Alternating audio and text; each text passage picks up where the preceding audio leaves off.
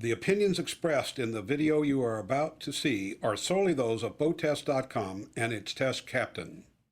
The team at Bayliner set out to build a boat that would keep everyone happy, but anyone could operate. The result is the 175BR, and today we're going to take a look at the features and layout and see how they've done. For BoatTEST.com, I'm Captain Steve.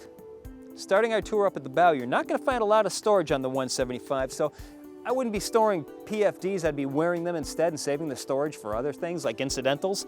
But underneath the seats, easy to access storage compartments.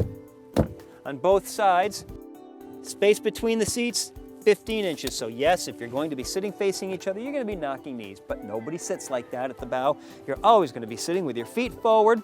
Now you have a comfortable spot, a flat cap rail to put your arm on, which makes a very comfortable armrest, and a conveniently located grab handle.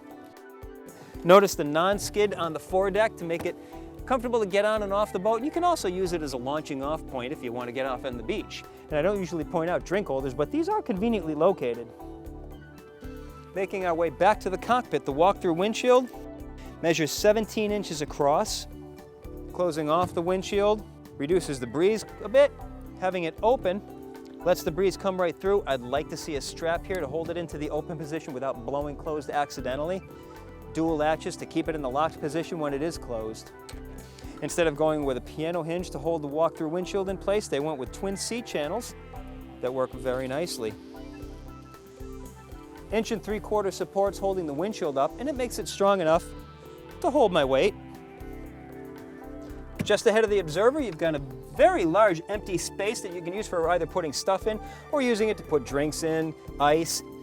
Over at the helm, I'm very happy to see that Bayliner went away from using the faux wood panel and went with a plastic brushed aluminum look that's non-glare. They still kept the Faria gauges with chrome bezels and the full instrumentation. Usually on a price point boat, you may just see 2 gauges for the speedometer and tack and a trim. That's about it.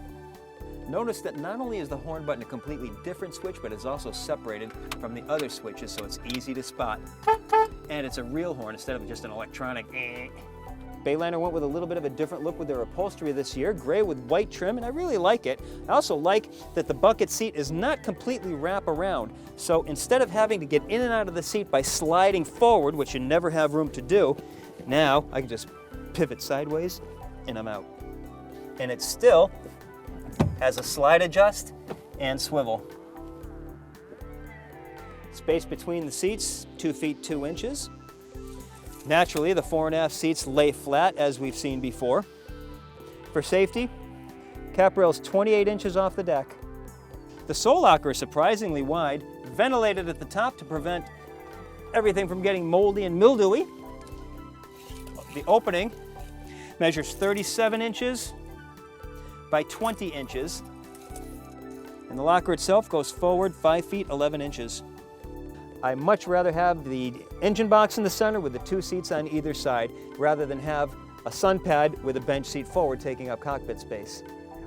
Taking a look under the engine box, 2 gas assist struts lifted up easily, showing our 3-liter 135 horsepower Merc Cruiser engine. Notice the inside of the engine box is back gelled. I would very much like to see a fire extinguisher discharge port mounted right in the front. Swim platform measures 5 feet 9.5 inches across. Fore and aft, 1 foot. A 2-step reboarding ladder at the stern. Here's a thoughtful feature, non-skid on top of the cap rail. Well, that's our look at the features and layout of the 175BR from Bayliner. For BoatTEST.com, I'm Captain Steve. We'll see you on the water.